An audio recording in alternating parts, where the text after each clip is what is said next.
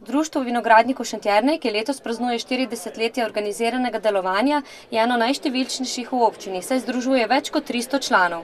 Smo aktivni na skoraj vseh prioritetih, ki se prirejajo na našem, pa tudi širšem področju.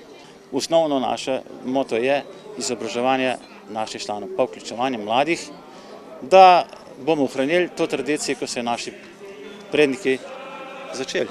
Šentjernejsko društvo je med največjimi v zvezi, ima nadpovprečen delež velikih vinogradnikov, predvsem pa veliko državnih degustatorjev, enologov in strokovnjakov iz vinarstva in vinogradništva.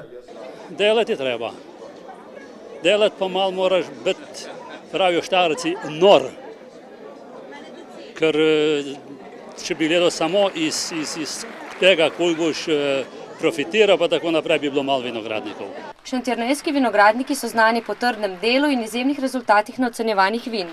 Da so pa aktivni, na vse zadnje priča tudi to, da so postavili kot prvi ta društveni laboratorij s to sodobno aparaturo, ki je bila vredna preko 20 tisoč evrov in to ni mali zalogaj za eno takšno društvo, da postavi takšen laboratorij.